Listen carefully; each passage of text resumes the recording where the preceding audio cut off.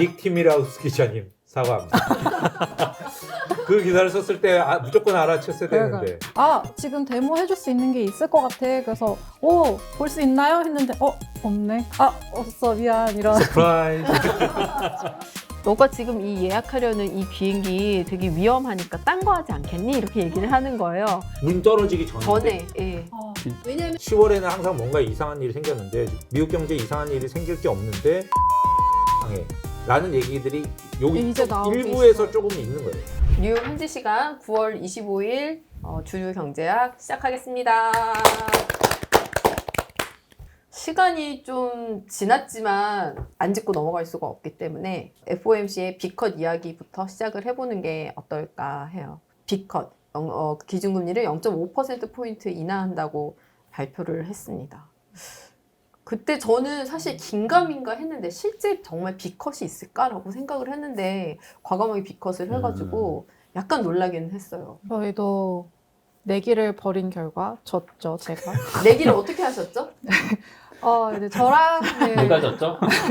저랑 현석 선배가 25bp, 아. 50bp의 베팅을 사실 원래는 제가 25bp를 했고 현석 선배는 50bp를 처음 했다가 예. 이제 제가 소수자니까 불쌍해서 바꿔주셨는데 결국 반반이라고 생각했는데 네네. 내기를 할 바에는 세게 가야 된다 해서 50bp를 갔었는데 이 자리를 제가 월스트리트 나우에서도 사과를 드렸지만 닉 티미라우스 기자님 사과합니다.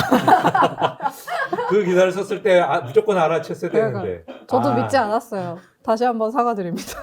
근데 그동안 페드가 어쨌든 굉장히 신중하게 움직였었잖아요. 그렇죠. 그렇다 보니까 0.5의 가능성도 있긴 한데 좀 그럴까? 정말 그럴까라고 생각을 하기는 했었어요. FOMC 정말 발표 직전까지도 네. 베팅하는 시장과 이 경제학자들, 애널리스트들이랑 완전히 달랐어요. 진짜 네. 그 직전까지 시장은 당연히 선물 시장이나 뭐 이런 베팅하는 데서는 50bp에 쏠려 있었지만 사실 애널리스트들이나 막 경제학자들은 지금 뭐 50bp 할 정도가 아니다 하면서 25bp에 압도적으로 가 있었거든요. 네네. 근데 그렇게 됐죠. 근데 저희도 방송도 그렇고 저는 이제 신문기사를 준비를 할 때도 25pp 인하 시나리오를 또 준비를 하고 그쵸? 50pp 저는 이제 기사를 준비하고 여기 방송을 준비하셨을 텐데 그만큼 이제 두 개를 다 준비해야 할 정도로 진짜 팽팽하기는 팽팽한. 했었어요. 그쵸? 되게 뭐 내기를 해서 그렇지 지나고 보니까 티미라우스 기자가 굳이 본인도 그 칭호를 알고 있죠. 연준의 비공식 대변인이라는 걸 알고 있는 사람이 아무리 회사에서 누군가 시켰다고 해도 연달아서 그 전주에 마지막에 쓰고 그 전날에 한번 또 쓰고 이건 좀 이상한 것 같은 그러니까 그렇다고 그럼 따져보면 50bp를 못할 것 같은 근거가 막 있지는 않은 거예요. 완전 정말 말씀대로 팽팽했기 때문에 네. 만약에 내리면 7월에 못 내린 거 욕도 덜 먹으면서 한 번에 모든 걸 해결할 수는 있을 것 같더라고요. 그래서 저는 그래서 50이 나름 그래도 기회가 있겠네 하면서 그때 중계를 했었는데 이건 뭐 지나고 나서 사후평가겠죠. 사실은 네. 그냥 아무도 몰랐으니까. 신중하기는 신중했던 것 같아요. 페드가. 그래서 파루장이 야 50bp 내려 이렇게 하는 안 알려주고요. 내릴 수도 있어 이렇게 알려줘서 티미라우스 기자가 좀 신중하게 기사를 썼던 것 같아요. 그러니까 저희가 기사 쓸 때 항상 헷갈리잖아요. 누군가를 취재를 할 때 그 뉘앙스를 파악을 해서 그렇죠. 긴가민가를 파악을 해야 되는데 근데 파우르장도 자기 50bp 내리고 싶은데 이제 보험원 같은 그런 매파들이 그렇죠. 뭐 이러니까 네. 자기가 그때까지 과연 내가 여기 보험원, 월러, 그다음에 라파엘 보스틱 이런 사람들 설득할 수 있을까? 그렇죠. 반대표 셋이서 막 떠들면 쉽지 않거든요. 네네. 그래서 설득할 수 있을까에 대한 약간의 의문을 갖고 있었던 것 같고 그래서 티미라우스 기자한테 좀 내리려고는 하는데 좀 안 될 수도 있고 뭐 이렇게 얘기를 했던 것 같아요. 그래서 기사가 좀 애매하게 나왔다 그런 생각을 합니다. 저도 이렇게 생각을 해보면 그 에보코 ISI의 크리스타 구아 전략가가 있거든요. 네네. 이 사람이 페드에서 오랫동안 일했던 사람이에요. 네. 굉장히 페드 와처 여기 시장에서 페드를 네네. 지켜보는 전망 금리 전략가들이죠. 그런 사람들 중에 가장 잘하는 사람으로 뽑히는 사람인데 그 사람 보고서를 계속 보면 50bp 가능성이 분명히 있는 것 같아. 이런 네. 기사가 어쨌든 나오는 거 보면 있는 것 같은데 그렇다고 50bp는 확정은 아니고 25bp로도 언제든 갈 수 있어. 라는 거를 끝까지 하더라고. 그 사람이 네. 내가 티미라우스의 기사가 딱 나오고 나서 50bp 가능성이 높아졌다. 자기의 기본 시나리오는 50bp다 이렇게 썼고요. 네. 그리고 지금 이 기사가 좀 애매하기 때문에 만약에 50bp가 아니라면 다시 한번 기사가 나올 거야. 50bp는 아니야라는 기사가 나올 거야. 기다려봐라고 했는데 그 주말에 결국 티미라우스 기자가 또 똑같은 기사를 썼어요. 네네. 아직도 팽팽해라는 기사를 썼기 때문에 그거 딱 나오고 나서 에브코어에서는 그렇게 얘기했죠. 여전히 팽팽하다는 기사가 나온 걸로 봐서는 나도 50bp 기본 시나리오 25bp 가능성이 있다. 네네. 이렇게 봤었는데 딱 그렇게 됐어요. 연준 멤버들도 사실 시장의 사람들과 크게 다르지 않은 것 같아요. 시장에서 생각하는 팽팽한 대립, 그다음에 그 가능성, 그다음에 그런 우려가 사실은 페드 안에서도 똑같이 사람인지라 경제를 보는 인식도 다 비슷할 때고 그런 부분에서도 페드 안에서도 비슷한 목소리가 있었는데 정말 팽팽했죠. 네. 그럼 3번이라고 보면 그 사람들은 사실은 50bp 이나는 기대를 안 했겠죠. 네, 그 사람들은. 네, 그 사람들 25bp씩 3번을 번, 내릴 네, 거다 네, 올해 네. 9월을 포함해서 그렇게 예상을 한 사람들인데 50bp를 내리자고 했으니까 그중에 9명 중에 8명은 파월 의장이 하자는 대로 좀 끌려간 네, 네. 그런 거 아닌가 싶어요. 이 사람들 전망은 여전히 점도표가요. FOMC가 열리기 전날 네. 해서요. 그날 아침에 첫날 네, 네. 아침에 거둔다고 합니다. 그 전날 거두든지 아침에 거둬요. 그리고 FOMC 딱 왔더니 파월 의장이 막 50bp 막 얘기를 하고 있는 거죠. 그러니까 뭐 이거 어떻게 되나 이러다가 결국 결론은 그렇게 난 건가라고 생각합니다. 그 지난번과 지지난번 FOMC 기자회견에서 그 얘기 했었어요. 점도표를 수정할 수 있는지 등에 대한 한번 언급이 나왔는데 한번 정하긴 하는데 이후에 수정은 가능하다 뭐 이렇게 얘기를 하는 거니까 내놓고 제출하고 정말 아니다 싶으면 수정은 할 수 있는데 굳이 그렇게까지는 하지 않았다. 않았다라는 그런 걸 보면 바꾸는 게 귀찮을 수도 있어요. 어차피 안 괜찮은 것 맞으니까. 어차피 며칠만 가는 거고 그 다음에는 안 그렇죠. 맞아요. 예측일 뿐이고 네, 예, 그래서 그리고 항상 굳이 바꾸는 사람은 없는 것 같아요. 그거 사실은 이제 나오기 전에 50pp도 50pp인데 이제 모두가 점도표가 중요하다 이제 했었잖아요. 근데 어쨌든 중간값이 100bp, 그러니까 이번에 50하고 나머지 2번 더 25, 25를 하든 뭐 50을 하든 혹은 이제 뭐 그런 식으로 나온 건데 사실은 제가 예상했을 때보다는 굉장히 비둘기파적으로 생각을 했는데 저는 사실 파월 의장이 이번에 일종의 마법을 부렸다라고 생각을 하는 부분은 어쨌든 50pp가 나오면은 약간 시장이 일단 좋긴 한데 우리가 모르는 침체에 조금 더 많은 데이터를 네. 연준 사람들은 알고 있는 거 아니야?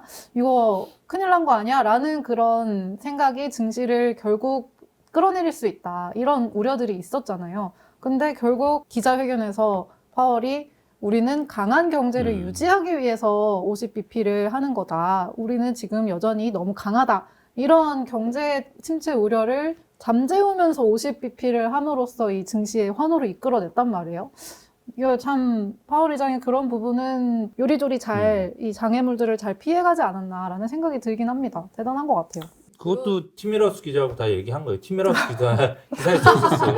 예, 전 연준 관료가 아니 그거 하고 나서 잘 얘기하면 어조를 잘 얘기하면 충분히 가능해라는 걸 티미러스에서 썼었어요. 그러니까 파월 의장이 얘기했겠죠. 그렇게 할 하면 거야? 될 것 같아.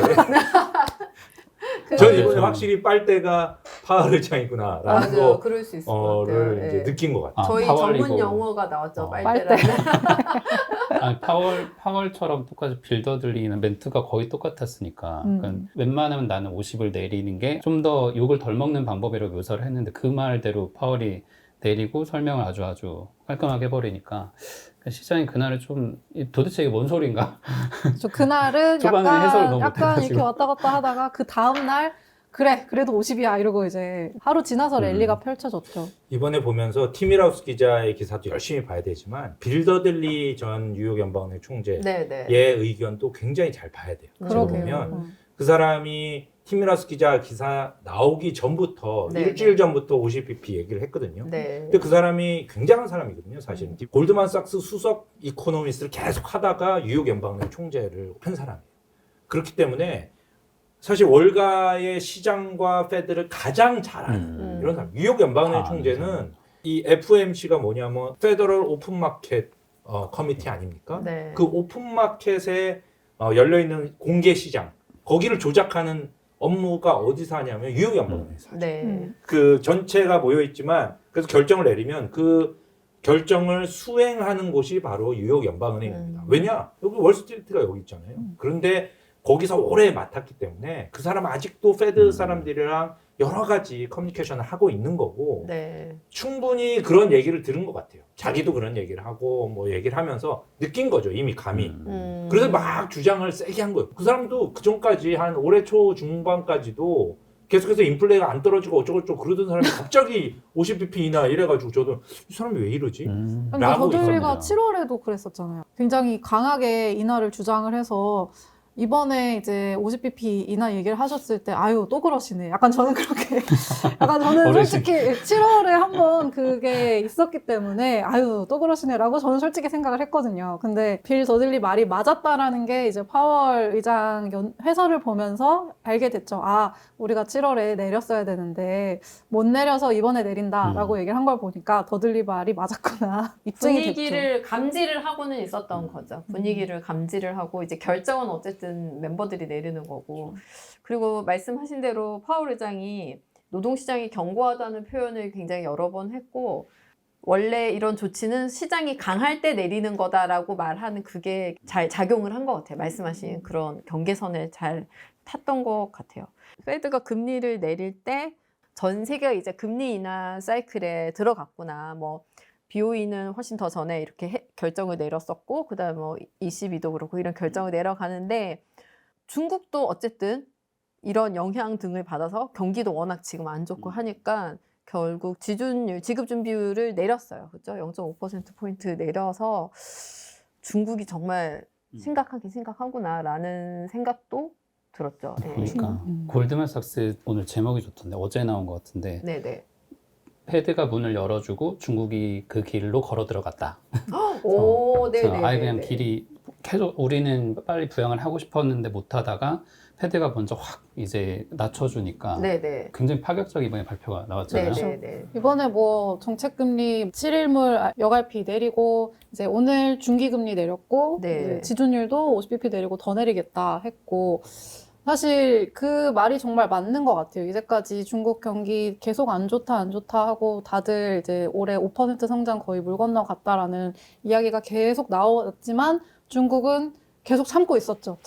참다가 왜냐면 지금 페드가 금리 인하를 하기 전에 먼저 중국이 움직이면은 위안화가 너무 많이 약해질 수가 있기 때문에 네. 이제 기다리다가 이제 드디어 50bp가 나오자마자 중국이 움직여서 통화 완화와 사실 통화 완화 정책은 모두가 예상을 했던 바였는데 네. 이제 시장이 좋아했던 거는 좀 일단 증시 부양에 관한 이제 그런 정책들을 좋아했죠. 시장이 원하는 것은 재정을 풀어라. 라는 것이 지금 굉장히 더더욱 명확해진 상황인데 그거를 중국 정부도 당연히 알고 있는 것 같아요. 다음 주 중국 국경절 연휴를 앞두고 이제 뭔가 극빈층에게 아예 돈을 주겠다. 지금 네. 현금을 뿌리겠다라고 한 상태인데 이걸 시작으로 어떤 경기 부양책들, 재정 지원책이 나올지 되게 시장이 기대를 하고 있는 것 같긴 합니다. 근데 지금 또 이 굉장히 기대가 큰 시장을 충족시켜 주려면 진짜로 그쵸, 이미 기대는 이렇게 네. 올라가 있는데 진짜로 대단한 게 나와야 될 텐데 이미 연초에 한번 속은 적도 있고 시장이 아, 그래서 뭔가 많은 걸 기대하고 있는 것 같아요. 뭐 지준율 내리고 대출 거의 주택 관련해서 자금 지원도 할 수 있게끔 할인도 해주고 이런 조치들은 상당히 좋은데 시장은 말씀대로 중국이 실제로 이렇게 해놓고 나서 제대로 행동한 적이 없는 데다가 네네. 그리고 또 하나 밑에 있는 그 맥락은 시진핑을 비롯한 중국의 이 리더들이 5%는 이제 물 건너갔고 한 4% 후반도 좀 하고 이거 위험한데 그러면 나의 지지 기반이 다시 흔들릴 수 있겠구나 이거를 걱정을 했다라는 걸 시장이 감지를 하면서 그 다음 행보가 더 크게 나와요. 확실히 나와야 되는데 그리고 기본적으로 월가에서는 중국이 이런 재정을 풀고 이런 것도 중요하지만 구조적인 문제가 굉장히 크다고 보고 있는 것 같아요. 그러니까 저출산 문제 특히 그 다음에 그 중국 영내에서 재투자가 이루어지지 않고 어쨌든 중국 자국민들도 중국의 경제 미래에 대해서 너무 불확실하니까 돈을 풀지 않고 계속 은행에 모아두고 이런 거에 대해서 저런 구조적인 문제가 풀어지지 않으면은 중국이 지금 둔화하고 있는 이런 모습이 풀어지기가 한 번에, 힘들다. 네. 이렇게 보는 시각이 굉장히 짙은 것 같아요. 보니까. 중국이 부양책을 또 하나 또 내놨죠. 예. 전날은 뭐 지급중비율 낮추고 뭐 구주택 대출 금지 낮추고 또 이례적으로 기업하고 네네. 기관 투자자한테 돈 빌려줄 테니까 주식 사. 이것까지 내놨잖아요. 그거는 제가 봐 상당히 이례적이었고 꽤 센 조치가 아니었나 싶고요. 오늘도 MLF 금리를 내렸어요. 기본적으로 이런 금융 완화, 이 통화 정책 완화는 공급 쪽 사이드의 어떤 부양책이죠. 근데 지금 모자란 건 수요기 때문에 내부 소비를 높이려면 이제 재정 정책, 아까 말했듯이 돈을 나눠준다든가 네. 뭐 이런 것들이 필요하다라는 거였는데 제가 약간 좀 이렇게 믿는 사람들 몇몇을 보면 중국을 좀 잘 봐야 된다. 네. 라는 얘기들을 좀 하기 시작했어요. 그동안 굉장히 비관적으로 보던 사람들도 야, 이번에 좀 다른 것 같아.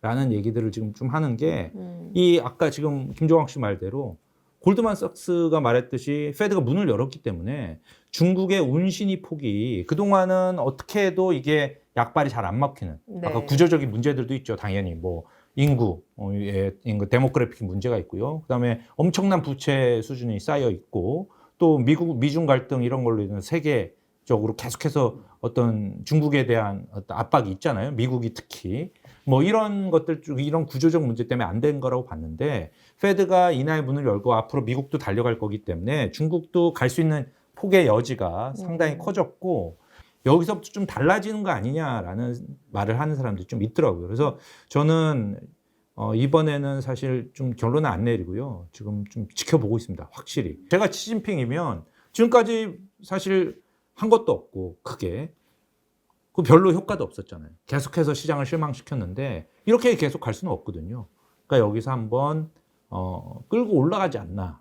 그러니까 저도 이제 그런 반응들을 보면 중국이 이번엔 조금 작정했다라는 느낌이 많이 드는 부분이, 그러니까 그런 뭐 산업을 단순히 살리고 뭐 부동산 경기 무너지는 걸 이제 막 이렇게 버티는 정도로 막는 게 아니고, 이번에는 저번에 거는 효과가 없었으니까 더 크게 돈을 풀면서 밑에 산업적인 돈 푸는 구조까지 조금 깨우치고 있구나. 그리고 또 하나가 이 산업 전체 틀에서 보면 전기차나 신재생 에너지 이쪽으로 많이 전환을 중국은 이미 다 해놨잖아요. 그래서 네.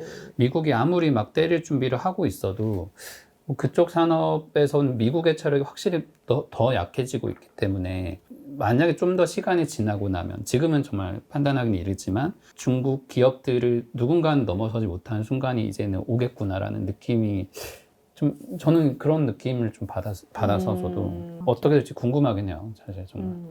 그러니까 다른 어떤 업종에서 네, 중국 이미 기업을 정말 뛰어넘기 힘들 만큼 성장할 네, 수 이런 있다. 정도로 이제는 수요도 끌어올려줄 수 있고 기업들도 죽어가고 있다고는 해도 이미 혁신이 굉장히 많이 일어난 상태이고 네. 거기에서 이제 미국의 체력이 약해지는 몇 가지 업종들이 생기니까 네, 네. 좀 기회가 생기지 않을까라는 상상은 가능할 것 같아요. 진짜 이제까지 약간 중국 투자하면 바보 이런 이야기가 되게 몇 달 동안 계속 지속됐으면 확실히 그 큰 흐름이 바뀌는 것 같아요. 뭐 지금 다 이야기해 주신 것처럼 일단 뭐 기본 바탕 자체가 그 페드가 금리 인하 사이클을 시작했다는 것 자체가 너무 큰 이제까지의 백그라운드랑은 너무 큰 차이이기 때문에 중국이 진짜 이번에는 작정하고 사실은 수요를 자극할 수 있는 것들을 되게 고민을 많이 하고 있다라는 것이 좀 느껴지긴 합니다. 이제 주택담보대출 금리도 이제까지 계속 신규에 대해서만 인하를 하다가 이번에는 이제 미상환 주택담보대출 금리, 그러니까 지금 집을 산 사람들의 기존 대출 금리를 낮춰줄 테니까 돈을 써라 이거잖아요. 뭐 그런 것도 그렇고 뭐 지금 굉장히 중국에선 보기 힘들었던 뭐 현금 뿌리겠다 뭐 이런 것들은 뭔가 문제가 우리가 뭔지 알고 있으니 이제 우리가 한번 해볼게. 이거를 좀 시장에 메시지는 확실히 준 것 같아요. 근데 이제 진짜 그렇게 하는지를 이제 보고 싶어 하는 그런 상황인 거죠. 그 아까 말씀하신 대로 그런 중국 기업의 혁신이나 이런 거를 보면은 이번에 애플 얘기로 또 자연스럽게 넘어갈 수밖에 없는 게, 애플 이번에 신규 제품도 그렇고 이번에 애플 새로 산 건가요? 새로 산 건가요? 깜짝 놀랐어. 새로 바꾸고 싶습니다. 아니 새로 산 것처럼 들어 올려가지고 나 지금 애플 워치 웨어러블 기기 출하량이 굉장히 많이 떨어졌더라고요. 보니까 애플이.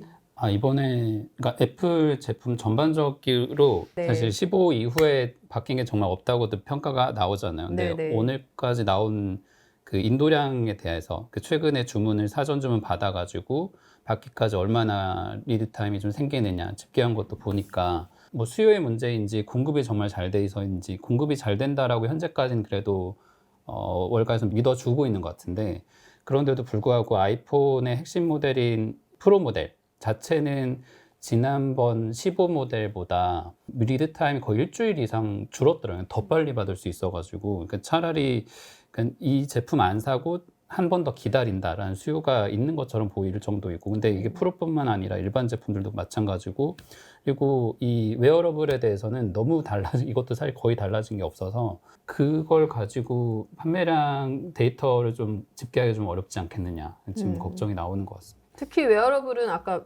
중국 기업 말씀하셨지만 네. 샤오미나 뭐 화웨이 이런 데서 워낙 치고 올라오고 그런 부분 때문에 더 영향을 이제 원래 항상 주변부부터 영향을 받기 시작 약해지는 거잖아요. 화웨이가 이제 트라이폴드 폰으로 뭐 자기들 말로는 지금 사전 거의 예약 400만 500만 대 가까이 됐다. 뭐 네네. 엄청 대박을 쳤다고 하는데 그러고 나서 이제 얘네의 기존 플래그십 모델도 이제 나온다고 하더라고요. 조만간. 마침 오늘 저희 이거 찍는 25일 오늘 8월 중국 이 휴대폰 시장 점유율이 또 나왔는데 전체 중국 휴대폰 시장은 27% 성장을 했는데 해외 브랜드 사실상 애플은 13% 줄었어요. 그러니까 물론 이게 신제품이 나오기 전 8월 수치니까 뭐 9월에 기다리는 그 대기 사람들, 수요가 예, 있을 대기 수 수요가 있겠지만 그래도 이 중국에서 애플의 지금 고전이 계속되고 있다라는 것은 조금 아쉬운 부분이기 때문에 이거를 어떻게 돌파를 해줄 수 있을까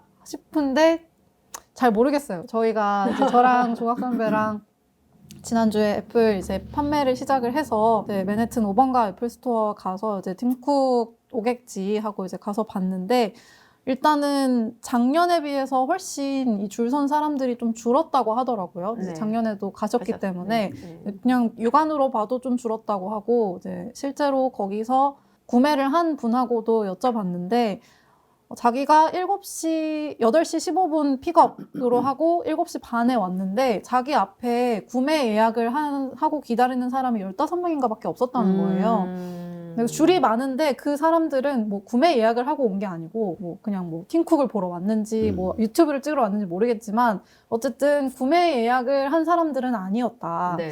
그러면은- 그 줄이 그러니까 이 애플 5번가가 매장이 중간에가 이렇게 있잖아요. 그럼 원래는 이쪽 한쪽 사이드가 꽉 차서 이쪽 사이드까지 가야 되는데 그날은 행사 8시 되게 한 10분 전쯤 되니까 그 파란색 옷 입은 애플 직원들이 여기 있는 사람 반 정도를 떼가지고 일로 옮겼어요. 너무 비어 보일까 봐. 원래는 차야 되는데 너무 사람이 비어 보여서. 거의 텅 비어 있으니까.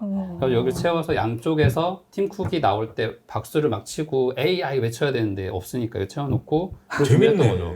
그러고 나서 나머지 보면 이 앞에 있는 다 미디어들. 그러니까 이 사람들만큼 미디어가 여기 있어요. 맞아요. 그러니까 작년하고 너무 분위기가 다른 게 거기서 하나가 읽히는 거고 말씀대로 그러니까 사람들도 그러니까 인터뷰를 저도 해봐도 왜 샀어 하면 원래 매년 바꾸러 왔어. 그럼 왜 샀니? 정말 충성 네, 진짜로 진짜 충성. 충성 소비자만. 근데 사실 그런 충성 소비자는 한편으로는 살만한 게 최신 폰이잖아요. 그러니까 저희는 한 번 사서 몇 년 써야지 하지만 그런 사람들은 애플 트레이드인 프로그램에 들어가가지고 이거 바로 1년 뒤에 바꾸면 과연 반값에 살 수 있으니까 통신사 프로모션도 좀 받을 수 있고 그게 매년 돌아가는 그런 구조인 것 같아요. 거기다가 테크 요즘에 뭐 이 영상 생산할 때 유튜브도 있지만 뭐 쇼폼도 만들면서 뜨는 그런 채널들이 많으니까 그럴만 하겠다 싶더라고요. 저희도 인터뷰 해봐도 막 그 앞에 먼저 기다리는 사람들은 다 자기 영상 만드는 사람들도 꽤 있었고 근데 장사도 그렇고 선거도 그렇고 충성 고객은 어차피 집도 키고 그 그쵸. 외에 그레이존에 있는 사람들을 얼마나 더 데려오느냐가 사실 갤럭시 성공 진짜. 요인인데 갤럭시 잡아보라고 그날 설득을 폴스웨이드미 이렇게 했더니 애플 인텔리전스. 근데 그날 조금 뭐가 이렇게 우리 김종원 특파원님을 이렇게 되게 아니 저희 화나게 다 만든- 저희 다 저희 다 화났어요. 화가 완전 네. 화가 그러니까 이제 났고요. 작년에는 네. 굉장히 그 팀콕이 이제 물론 그게 이례적인 것 같은데 사실 인터뷰하는 자리는 아니에요. 인터뷰하는 네. 자리도 아니고 사실은 뭐 그게 그렇게 동선을 타이트하게 짜서 하는 게 뭐 사실 맞긴 하죠. 맞긴 한데 이제 작년과 너무 달랐던 것은 이미 딱 그 몇 군데 하고 딱 세팅해 놓은 인터뷰 동선대로. 동선이 있더라고요. 그래서 좀 원래 하기로 한 암묵적으로 애들. 합의한 어떤 매체들이 있었던 네. 거예요. 그래서 딱 이 카메라 세팅돼 있고 또 이제 그 다음 누가 기다리고 있어서 바로 마치 유튜버인 양, 막 반가워. 근데 다 짜여 있는 이거를 어떻게 파고들어서 얘기를 할 수 있지 하면서 하는데 굉장히 타이트하게 막더라고요. 네네네. 뭐 이제 경호원들도 막 어깨 아저씨들이 막 이러고 계시고 네. 그래서 어떻게 하지 하면서 일단은 저는 몸집이 좀 작으니까 제가 이렇게 들어가서 진짜 아니었으면 사실 얘기 못했을 이렇게 막 거예요. 들어가서 제가 기자인 줄 몰랐던 것 같아요. 이제 걔네들은 동양인 여자는 보통 어리다고 생각을 하니까 그냥 이렇게 가서 제가 가니까 제 앞에 이제 구매자인데 그 사람도 이상한 사람이었어요. 구매를 안 한 것 같고 나 일요일날 결혼해. 나 일요일날 결혼해. 하고 계속 외치고 있었어요. 약혼자에게 저는 축의금 정말 달라는 거. 그래서 결국 갔어. 팀쿡이 가서 너무 축하해. 그래서 근데 그거를 좀 자기한테, 주목을 예. 받으려고 그런 자기의 주목을 끌려고 나 일요일날 결혼해 막 계속 외치니까 이제 가서 근데 다행히 그분이 제 옆에 있었어요. 그래가지고 시선이 일로 와서 이제 결혼한다는 그분은 셀카 찍고 누구한테 부탁해서 사진 찍고 동영상 좀 그렇죠. 찍어줘. 그래서 피앙세한테 남겨줘. 이렇게 피앙세한테 해가지고 영원하게 팀쿡이 막- 행복하게 살려 뭐 이런 것까지 다 찍고 이제 그분이 가셔서 기대를 하셨어야 됐네. 이제 제 차례가 됐죠. 그래서 이제 가서 약간 아이스 나도 브레이킹 결혼한다 그래야지. 그러니까요. 그랬어야 되는데. 제가 아이스 브레이킹용으로 이제 갤럭시인데 이번에 바꾸려고 해. 이제 이야기를 하려고 했는데 AI 이야기를 하자마자 이제 뒤에서 바로 데려갔죠. 그러니까 그게 어느 정도 상황이냐면 이 팀쿡은 어차피 마케팅을 하러 왔고 그날 대동한 사람도 마케팅 부사장이 왔고 소비자 리테일 부사장이 왔고 그런 자리잖아요. 사실 그런 자리에 맞게 동선 설계해서 그 유튜버도 너무 궁금해서 찾아봤어요. 했더니 굉장히 그러니까 찾아냈어. 진짜 찾아냈어. 어린 분들인데 많이 화나셨구나. 많이 화가 딱 그 났어. 타깃을 노리고 한 20대 초반이면 이 아이들한테 애플이 선심을 베풀면서 이 약간 광고를 하는 거 쉽게 광고하는 그 자리를 그냥 많이 만들었더라고요. 그럴 네. 수밖에 없겠다 싶은데 중요한 거는 결국 AI니까 AI를 왜 발언 안 하고 도망갔나? 왜 도망갔나? 그게 제일 궁금하잖아요. 저희 한국 기자들이 제일 궁금한 것도 그거였고 지금까지 나온 내용들을 다 정리해 보면 iOS 1.8 버전에 현재 베타 버전이 풀려 있는데 지금도 그리고 한 2주 후에 이 정식 버전이 나와요. 그러니까 통상 한 3주 정도 걸리는데 이 정식 버전이 나와도 별거 없다. 그러니까 일단 골적이니까 왜냐하면 이 iOS 1.8.1이 나오는데 내년 초에 나오는 1.8.4가 돼야 돼요. 그러니까 그때까지 업데이트를 3번 더 해가지고 완성을 시켜야 되는데 지금 블룸버그에서 계속 취재한 것들을 쫓아가서 보니까 그 기능들이 완성이 되기가 지금 너무 어려울 정도로 버그가 계속 나서 이 제품을 완성시키는 게 1.8.1이 지금 1차 과제고 그 다음 기능 들어가는 게 결국 시리에 오픈 AI와 연동하는 그 챗GPT의 성능을 탑재하는 건데 이게 아직 완벽하지 않으니까 미루고 미루는 거죠. 그러니까 거기에 대해서는 어떤 마케팅도 좀 불가능한 거예요. 애플이라고 하는 회사는 다 완벽하고 우리가 짜잔 하고 이렇게 보여줘야 되는데 네. 그러니까 그날도 난세 기자도 직원한테 얘기를 해봤잖아요. 저도 직원한테 이 기능이 AI가 있다니까 이것저것 한번 좀 보고 싶어 했는데 그건 회사의 방침이 아니어서 말을 못한 상태로 좀 아예 못 들었고 저한테는 지금 데모 해줄 수 있는 게 있을 것 같아. 그래서 볼 수 있나요? 했는데 없네. 하고 없어 미안 이런. 서프라이즈. 없어. 없는 게 서프라이즈. 없어. 근데 약간 조금 소비자로서 실망스러운 거는 지금 애플스토어 어디를 가셔도 애플 인텔리전스라고 붙어 있어요, 밖에. 지금 다 애플 인텔리전스라고 홍보는 하는데 사실 아직 애플 인텔리전스는 없는 거잖아요. 심지어 영어 버전은 그래도 다음 달 뭐가 나온다고는 하지만 지금 중국어, 일본어 등등등 다 한국어까지 내년에 나온다는 거니까 그러면 내년에 사지 라고 당연히 지금 생각할 수밖에 없는 상황이기는 합니다. 진짜 그걸 보면 애플이 정말 AI에 대해서 아무런 준비를 안 했구나. 네. 지금 그러고 애플카 하던 사람들 다 뒤엎고 거기까지 다 옮겼는데도 지금 거의 된 게 아직도 거의 없는 거고. 네네. 그런데도 애플은 정말 위대한 기업인 게 화가 나고 한 것도 없는데도 지금 갇혀 있잖아요. 애플 감옥에 갇혀서 계속 다음 애플이 잘 나올 때까지 기다려야 되는. 그래서 중국 사람들도 저는 미중 관계가 계속 나빠질 거고 사실 이것도 커넥티비티의 핵심 요소잖아요. 네네. 이번에 미국이 상무부가 또 커넥티비티 들어간 차 맞겠다. 네네. 근데 미국과 중국이 진짜 적성국으로 전쟁을 하게 된다면 진짜 커넥티비티 다 막아야 돼요. 안 그러면 이거 미국 사람들이 갖고 있는데 갑자기 이것도 원격으로 터질 수 있잖아요. 이번에. 그럴 수 있죠. 헤즈볼라처럼 터질 수 있어요. 네네. 그리고 이 많은 폰들이 중국에서 만들어져요. 애플도 그렇고요. 이것도 다 중국에. 네. 그래서 이 공급망 따져보면 공급망이 다 중국에 한 7, 80% 있을 테니 여기도 이걸 어떻게 할 수도 없고 여기 거를 또 저기 중국도 그래서 결국은 이걸 규제를 할 수밖에 없을 것 같고요. 결국은 중국에서 저는 테슬라라든가 애플이 물론 거기 공급망을 굉장히 갖고 그게 중국 경제를 좌우하는 요소이기도 한데 거기서 수요가 앞으로 많이 늘어날 거다. 저는 그거는 믿진 않아요. 이건 그냥 제품은 모르겠는데 이게 다 망으로 연결돼 있고 정보를 수집할 수 있는 그런 도구라는 측면에서 차도 그렇고요. 중국에서 증가해서 판매량 믿지 않습니다. 더 이상. 그게 유지될 수는 있고 감옥에 갇혀 있는 사람들이 있기 때문에 유지될 수 있지만 자꾸 줄어드는 추세가 맞다고 생각을 합니다. 그런 측면에서 테슬라가 전략을 바꾸는 것도 좀 그런 관점이라고 저는 해서 물론 이게 일론 머스크를 추앙하는 시선이나 아니면 뭔가 AI나 그 미래를 낙관하면 좀 다르게 볼 수는 있겠지만 결국은 차를 만드는 회사면 차를 팔아야 되는데 어차피 그거로는 이제 게임이 끝난 걸 읽은 거잖아요. 그러니까 중국이라고 하는 엄청난 아니 게임 끝나로 네. 읽은 게 아니라 네. 안 팔리니까. 그래서 게임 네, 끝났다고 사실. 읽었나 보다.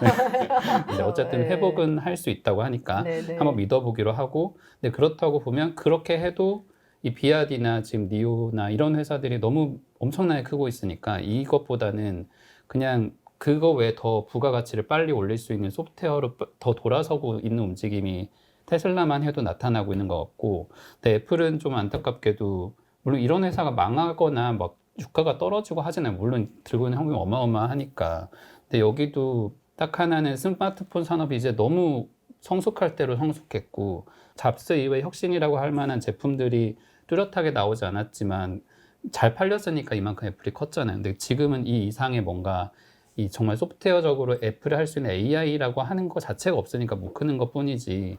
근데 그거를 찾기 위해 약간 고군분투하는 과정. 저는 그런 정도고.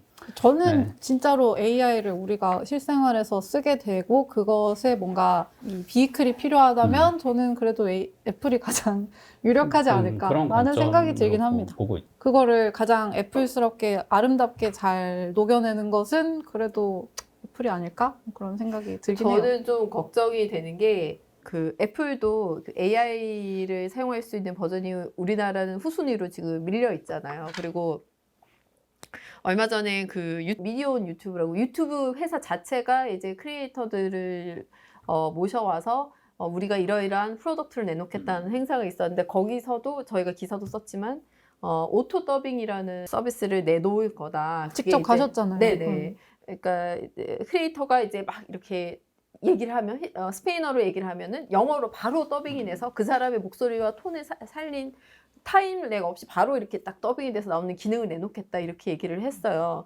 근데 거기서도 한국어는 아직 우선순위에 들어가 있지가 않아요. 이제 그것도 AI의 어떤 기능 중에 하나인데, 근데 이제 어떤 생각이 드냐면 과거에 스마트폰도 한국에 늦게 출시가 됐잖아요. 처음에. 예. 그게 좀 일찍 출시가 됐으면 싸이월드가 페이스북처럼 되지 않았을까라는 저는 그렇게 생각하지 않았어요. 아니 뭐 저는- 그게 아니더라도 그런 아니 모바일 우리나라가 영어를 썼으면 네. 그렇게 됐을 수 있어요. 네네. 저는 그렇게 생각해요. 솔직히. 그런- 저는 맞아요. 모바일 버전의 앱을 좀 더 이렇게 발전을 시켜서 훨씬 더 산업의 흐름에 빨리 올라탈 수 있지 않았을까라는 생각을 많이 했었거든요. 근데 저는 어제 상한 PD랑 그 얀루쿤 교수 메타 수석과학자가 한국하고 이제 협업해서 거기 인터뷰 한다고 해서 갔다 와서 보니까 그날 자리에서 이미 얀루쿤이 영어로 막 하는데 여기에서 한글 자막이 실시간으로 떠요. 이건 이제 거의 완성 단계에 와 있고 여러분들도 이제 다 이 메타 글라스 쓰면 볼 수 있대요. 그게 내년부터. 메타에서 제공한 기능이에요. 이 기술은 그 연구소에서 이미 그 연구소 만들어서 얀루크네 만든 기술. 아, 그럼 거기는 영어랑 한국어가 완전 상호 호환이 실시간으로. 완전히 되는 거네요. 그러니까 그렇게 아. 어느 정도 기반이 돼 있었고, 그러니까 근데 그거는 이제 그 기술에 대해서 신기해서 얘기를 한 거지만, 제가 어제 느낀 건 아무리 그렇게 하더라도 결국에는 언어가 너무 중요한 것 같아요. 그러니까 그렇죠. 얀루큰 교수의 말도 지금 모든 인터넷 공용 데이터의 비중이 압도적으로 영어가 많기 때문에 이 자료의 편향성을 제거해야 AI가 결국 발전을 할 것이고 인간의 모든 이 생태적인 습성들을 받아들인 모델이 만들어질 텐데 지금은 정말 그냥 문자 그대로 영어에 기반한 그런 자연어 모델밖에 없다. 그래서 아직도 갈 길이 멀다 뭐 이런 정도긴 한데 근데 또 한편으로는 그러면 한국이 자꾸 그냥 한국어에 갇힐 게 아니고 결국 영어 해야 되는 것 같아요. 우리도 뭔가 바꿔서 이 문을 그냥 언어의 벽을 하나 열어서 기업들이 그걸 가지고 연구를 하게 해야 사실 기술이 없는 회사들은 아니잖아요. 근데 그걸 못하고 이 안에서만 계속 서비스 하다가 싸이월드처럼 하나 잃어버리고 조금 있으면 이제 네이버나 이런 데 어떻게 될지 모르는 상황이잖아요. 그런 좀 거죠. 그러니까 엄청 저희는 걱정돼요. 여기는 AI 기술이라는 장벽만 넘으면 되는데 저희는 그 외에 또 하나의 장벽, 아주 큰 장벽을 네, 하나, 언어 장벽을 언어 가지고 장벽도 있죠. 그렇고 그런 예를 들자면은 그런 AI 폰이 만일에 실생활에서 활용을 적극적으로 하게 되면은 훨씬 더 다양한 어떤 스타트업이 생길 수도 있고 그렇죠. 학생들의 어떤 뭐 가능성도 더 무한하게 커질 수 있는데 그런 부분에서 또 한 번 뒤처지면 어떡하나라는 생각을 좀 하긴 했어요. 그 아이폰의 그런 AI 탑재가 늦어진다는 걸 보면서 그런 생각이 요즘 들더라고요. 한국에서 이제 되게 핫한 이슈 중에 하나가 이제 유튜브 뮤직을 아 맞아요. 네, 이제 같이 못 쓰게 한다. 지금 네네. 이런 이야기들이 나오고 있어서 21세기판 쇄국 정책이라고. 그러니까요. 네. 사실 이 지금 한국에서만 못 쓰는 이 외국 서비스들이 굉장히 많잖아요. 표로 정리를 해놓으신 구글 분이 맵부터 시작하는 거죠. 구글 맵부터 시작해서 뭐 엄청 많은데 지금 이 얼마 전에 나간 트위치도 그렇고요. 야. 이게 이 표를 만들어 놓은 게 있는데 이게 점점 추가돼서 이제 가로로 엄청 길어져서 한 화면에 못 담겠다. 이 지경으로 가면 그런 얘기를 하더라고요. 물론 뭐 우리나라 특수성, 뭐 한국 산업의 뭐 육성 이런 거 중요하죠. 중요한데 지금 밖에서는 또 어쨌든 영어를 기반으로 이렇게 많은 서비스들이 펼쳐지고 있는데 너무 좀 그거를 막기만 하면은 무슨 의미가 있나 좀 그런 생각이 듭니다. 맞아요. 저도 이번에 뉴욕대하고 한국이 뭐 한다고 대통령까지 나서긴 했는데 결국 한국어 모델로 뭔가 만들었습니다. 짜잔 하고 이렇게 우리는 만족할까 봐. 그게 제일 걱정돼요. 이번에 AI 네, 그러니까 그것도 지금 보면. 얘기를 하는 게 여기 기준으로 어제 과기정통부와 뉴욕대가 함께 AI 프론티어 랩이라는 연구실을 만들었어요. 그래서 거기 개소식을 했고 거기 소장을 이제 얀 루쿤이라는 뉴욕대 AI 세계 석학이 소장을 맡아서 저희가 이제 그 개소식도 참여하고 기자간담회도 한번 보러 갔었는데 그때 있었던 일들을 지금 네. 얘기를 하고 있는 거예요. 애플이랑 엮여서 생각하다 뭐 보면 당연히 네네. 한국어로 AI 모델을 잘 만드는 게 너무 중요하죠. 물론 한국어라는 언어의 특수성이 있고 데이터가 얼마나 영어에 비해서는 얼마나 작겠어요. 뭐 여러 가지 한계가 있겠지만은 어려움이 있겠지만은 좀 갈 길이 너무 먼 것 같아서 저도 네이버 응원을 하지만 좀 한국의 AI 업체들이 좀 열심히 해줬으면 좋겠습니다. 생각도 다릅니다. 네. 생각도. 아까 말했듯이 데이터베이스나 지식의 폭이 넓고 생각하는 주제가 굉장히 다양해요. 우리나라는 어떻게 보면 한쪽으로 너무 갑자기 모든 사람들이 쏠리는 그런 경향이 있잖아요. 그래서 그쪽으로 너무 가는데 저는 영어를 더 많이 하고 사람들이 더 편해지고 진짜 뭐 예전에 영어 제2공용어로 만들어야 된다 뭐 이런 얘기들이 많았는데 저는 진짜 그렇게 하는 게 모든 사람들의 어떤 보는 시각과 지평을 넓힐 수 있는 그런 굉장히 좋은 방법이라고 사실 생각해요.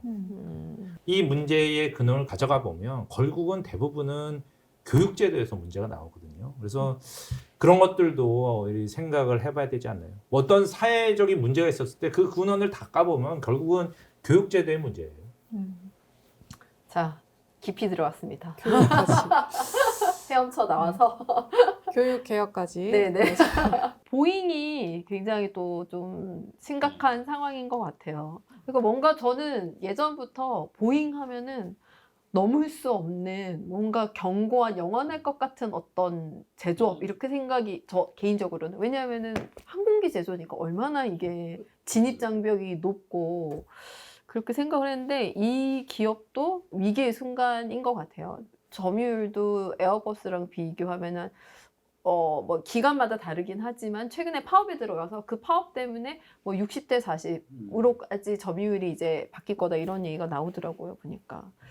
미국은 대선 국면이니까 트럼프 전 대통령은 계속 이제 제조업 이야기를 하면서 뭐 연방 소유의 땅까지 내줄 테니까 미국에서 제조해라. 막 지금 이렇게 점점 더 이 제조업 정책의 구체성을 높여가고 있는데 보면은 지금 보잉이나 인텔이나 미국의 진짜 제조업의 짱, 킹왕짱이었던 애들이 굉장히 힘든 상황을 겪고 있잖아요. 이런 걸 네네. 보면은 미국의 서비스, AI, 금융 뭐 이런 쪽에서는 뭐 압도적이지만 이 제조업에서는 확실히 조금 어려움을 많이 겪고 있다는 것들이 너무나 유명한 기업들로 하나씩 네. 그 균열이 나타나니까 천하의 인텔이 무슨 퀄컴한테 인수 합병을 당하느니 뭐 굴욕이죠.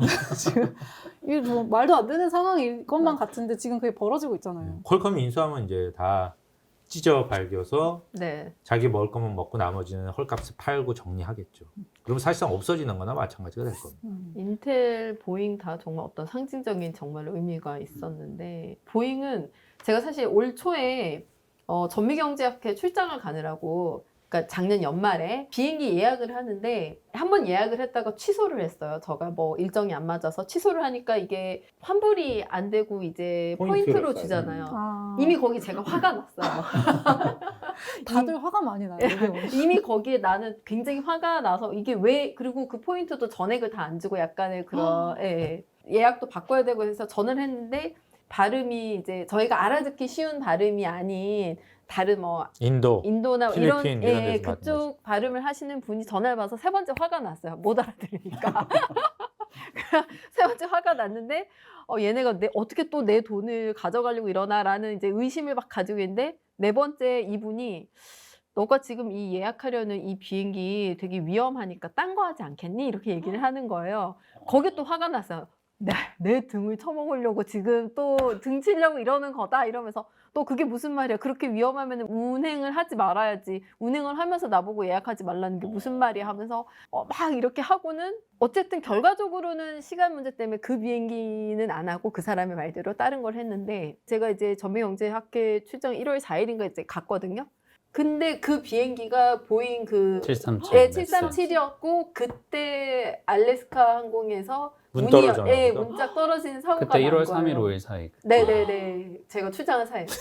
저는 근데 걔네들이 이미 알래스카 항공 문 떨어지기 전에 이게 위험한 비행기라고 얘기를 했어요. 얘기를 했어요. 문 떨어지기 전인데. 전에. 예. 진짜. 왜냐하면 이 비행기가 그 전에도 좀 결함들이 꽤 계속 있었거든요. 사고들이. 그래서 나는 누군지 모르지만 너무 감사해. 고맙다고 해야 되는데 나는 화만 내고. 근데 그 콜센터 직원이 그렇게 얘기를 했었어요. 예. 그 정도로 알고 있었던 네네. 문제구나. 그 내부에서 그래서 저한테 다른 거를 예약을 하는 게 좋지 않겠냐라고 했는데 저는 이미 지금 화가 이렇게까지 차 있는 상황에서 그의 이런 좋은 의도를 선한 의도를 알지 못하고 보통 한국인이 뉴욕에 오면 화가 많이 납니다.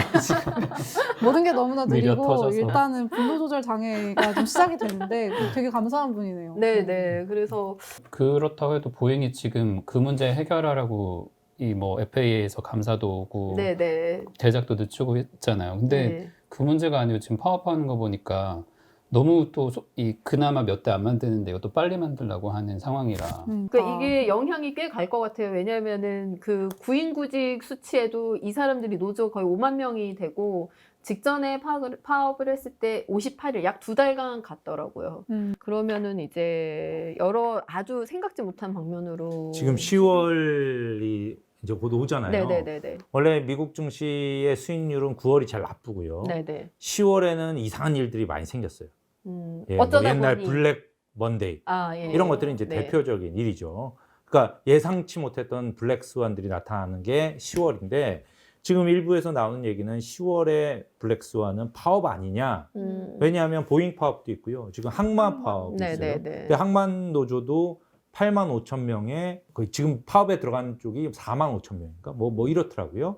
그리고 보잉 파업도 있고 네네. 뭐 이런데 이게 이제 고용 수치에도 영향을 줄 뿐 아니라 항만 파업은 잘못하면 팬데믹제처럼 상품 가격을 또 올리는 그렇죠. 효과를 줄 수도 있다. 그리고 그게 또 이 대선에도 영향을 줄 수 있다. 이런 얘기들이 지금 나오고 있어요. 다 각가지로. 네, 그게 네. 2개, 3개가 동시에 들어가면서 만약에 2달씩 간다. 이러면 이제 영향이 굉장히 증폭되는 거죠. 그래서 사실 지금 보잉도 뭐 30% 올려준다고 했는데 40% 아니면 얘기 안 해. 이런 거 아니에요? 네네네. 그럼 그게 어디로 가겠어? 다 물가 요인이잖아요. 그래서 좀 그거 보면서 누가 그런 블랙스완 얘기를 하길래 처음에는 뭐 아무것도 아닌 걸로 봤는데 지금 약간 문제가 생길 수도 있겠구나라는 생각도 좀 들더라고요. 그게 어쨌든 또 고용 지표에 영향을 또 주면은 그러니까 지금 9월, 10월 고용 보고서가 되게 중요하다고 보고 있는데 네네. 그 고용 보고서가 이상하게 나올 수도 있어요. 이런 근데 이제 일회성 요인을 감안을 해서 시장이 이제 해석을 하겠지만 어쨌든 숫자는 여기는 숫자니까. 바로 파업 들어가면 레이오프 된 걸로 들어가서 네네. 이게 해고로 나타나거든요. 항상 궁금한 게 이렇게 블랙스완이다, 블랙스완이 온다 하면은 블랙스완인가? 그냥 스완 아닌가? 근데 지금 블랙스완이라고 얘기를 거의 안 하고 있잖아요. 아, 근데 일부에서 아무도 드는 예상 게 못하고 10월에는 항상 뭔가 이상한 일이 생겼는데 지금 미국 경제에 이상한 일이 생길 게 없는데 파업이 좀 이상해. 라는 얘기들이 여기 이제 나오기 일부에서 시작. 조금 있는 거예요. 일부. 블랙스완의 규격을 나라에서 정하지 않았기 때문에 누가 정하면 블랙스완이 될 수 몇 있어요. 마리가 나타나지 않아서 규격을 정할 수가 없습니다. 그리고 아까 말씀하신 대로 보잉뿐 아니라 인텔도 사실 인텔이 속된 말을 쓰자면 삽질하고 있는데라고 생각하는 것들이 있긴 있었어요. 파운드리에 철수했던 것도 그렇고 파운드리에 다시 들어온 것도 그렇고 그렇긴 했는데 이 퀄컴의 이런 인수 시도는 좀 충격적이긴 한 것 같아요. 왜냐하면 우리가 어렸을 때 그 인텔이 그쵸. 주는 어떤 굉장히 위압감, 그다음에 진짜 대단한 기업이다. 인텔 인사이드 딱 들어왔으면 그러니까요. 안심이 되고 네네네네. 그랬는데 지금은 보잉이 탄 비행기 이거 타도 돼? 인텔 이 뭐야 이거? 완전 인텔 최첨단 이런 게 있어요. 우리가 따라잡을 수 없었던 이런 게 이 있었는데 노트북에 인텔 이렇게 딱 그렇죠. 있으면 그게 고급 노트북 막 이랬었는데 네네네. 그게 엄청난 성공한 마케팅이었는데 여기는 없네요. 여기는 없습니다. 고급이네. 인텔 에보가 있네요. 아, 에보는 안 됩니다. 저전력 노트북. 있었는데 정말 충격적인 일이죠. 예. 사실 퀄컴이 이제 인수 시도를 하는 게 지금 뭐 그 아본 CEO가 나서서 뭐 진두지휘를 하고 있다라고 하기는 하는데 그런 얘기도 지금은 있죠. 이제 거밍치 그 TF 인터내셔널 그 애널리스트 분석을 보면은 퀄컴이 이걸 시도하는 거 퀄컴 입장에서도 이건 재앙이다라고 얘기를 하면서 뭐 현금 여력이나 뭐 여러 가지로 봤을 때 그 돈을 그냥 지금 하고 있는 뭐 마이크로소프트와 하고 있는 PC 서버 그 칩 파업 그런 쪽에 더 그 돈을 투자하는 게 낫지. 지금 저 인텔 다 사가지고 어떻게 하겠느냐. 그게 오히려 재앙이다 얘기하면서 보이지 않는 이 팔꿈치가 퀄컴을 움직이고 있는 것 같다. 보이지 않면서. 보이지 않는 손. 맞아요. 지금 아마 미국 정부 입장에서는 이제 인텔을 저렇게 무너지게 둘 수 없으니 야 퀄컴 너희들이 좀 어떻게 해봐 뭐 이러고 있는 게 아니겠느냐. 네, 그- 근데 쉽지 않아. 인텔이 정말 머리 많이 벌려놓긴 했어요. 인텔 유럽- 사업부가 6개가 네, 그리고 파운드리 진출한다고 하면서 유럽과 등등의 뭐 투자하기로 하고 이런 것들이 정말 많고 네, 그렇게 할 때 업계에서 이미 저게 과연 감당 가능할까 파운드를 못해서 지금 철수를 했는데 그걸 다시 들어서 갑자기 미국이 밀어준다는 이유만으로 저걸 저렇게 한다고 해서 저게 될까 기술력 자체가 아직 안 되는데 이런 의구심을 많이 가지고 있어 저렇게 돈을 써도 되나 저도 걱정은 하는데 조금 다른 게 그 인텔은 아까 저희가 생각한 그 인텔 인사이드에 들어간 반도체잖아요. 그 인텔이 만들고 있는 새로 내놓는 루나 레이크랑 그리고 AI 반도체라고 하는 가우디랑 요거가 결국 제일 중요한 것 같아요. 인텔은 그걸 이제 깨달아가지고 자기들이 요거로 일단 수익을 내지 못하면 AMD하고도 못 싸우고 엔비디아하고도 못 싸우니까 이걸 만드는데 집중을 해야 되는데 돈을 너무 저희 파운드에서 잡아먹으니까 얘는 회계상으로 분리를 해내고 그리고 정부 자금을 받는 김에 인력이랑 것들 조정을 하겠죠. 어쨌든 이게 수익이 나야 서버에 공급을 할 테니까. 근데 보면은 평가는 나쁘진 않은데 팔리지 않아서 그렇지만 그러니까 결국에는 네, 무슨 얘기인 거야? 자체적으로는 이 기술 발전의 속도가 좀 있다라고 평가를 하는 것 같아요. 자기들도. 네. 그래서 아직은 뭔가 점유율상을 사실 미미하죠. 엔비디아 어떻게 아직 이기겠어요. 근데 아주 가능성이 없는 회사가 아니라 그러니까 보잉하고 좀 다른 게 보잉은 새 항공기를 만들 의지도 이미 없었고 이제 만들기 시작했는데 설계도도 네네. 없어요. 여기는 네. 하려면 10년 이상 더 길러야 돼요. 여기는 한참 가야 되는 시나리오를 놔두고 있지만 인텔은 그래도 몇 년 사이에 정신 차리고 설계를 시작했는데 너무 기술 발전이 빠르니까 얘네같이 큰 회사도 못 따라가는 정도예요. 근데 그래도 우리가 몸집 줄여서 덜어내고 약 군살 빼면은 좀 더 빨리 뛸 수 있어 까지는 네네. 왔으니까 그나마 가능성이 있어 보이는 거예요. 그래서 완전히 인텔 망했네 이렇게까지 판단할 정도는 아니고 한 몇 년 더 봐야겠다 그런 정도로 저는 근데 이제 바라보고 있어요. 반도체의 핵심 속성은 뭐냐면 가장 앞서지 않으면 죽는 거예요.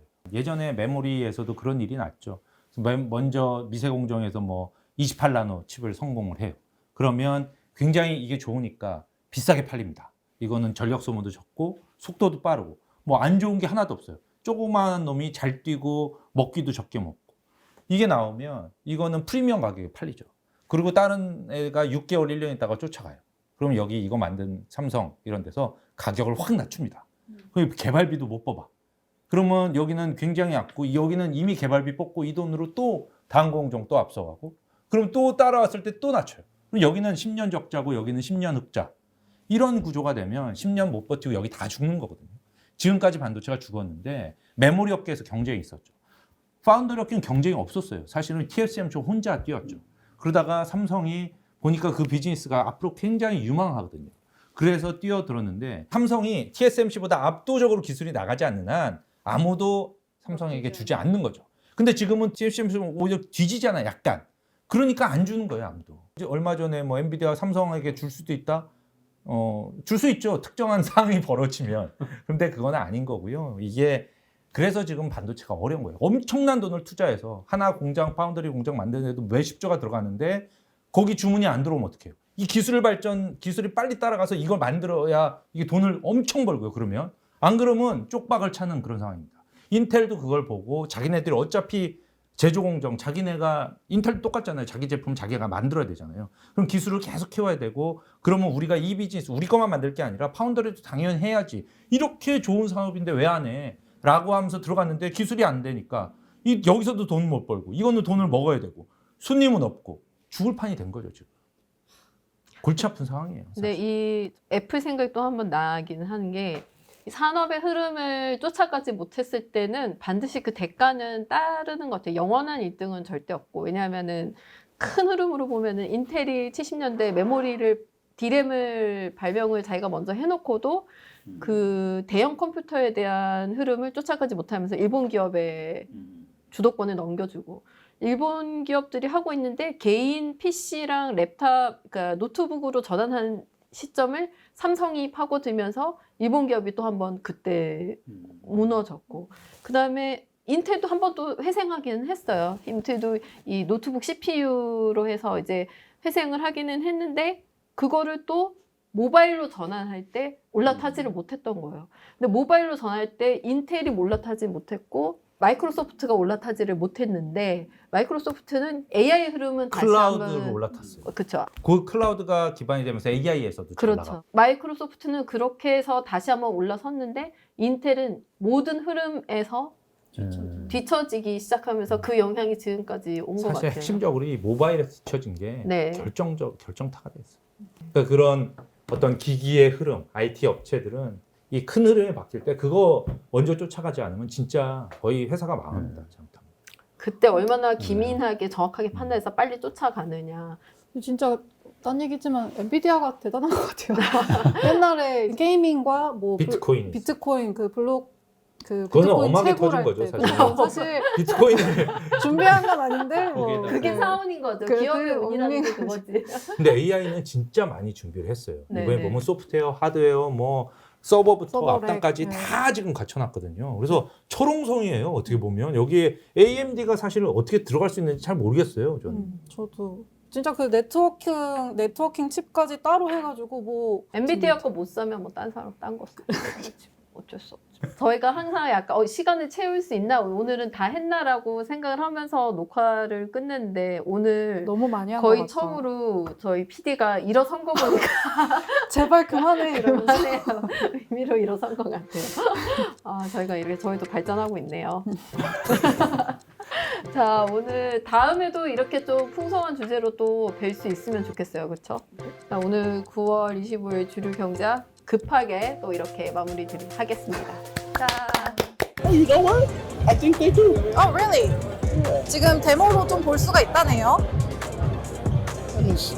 Well, yeah, it's on 18. It's on iOS 18 already. 아, Let's see. No, you know what? No, it doesn't have it. 'Cause Ah. If you would have done it, Siri would have been Ah, all around. glowing. Yeah, glowing all around. 아.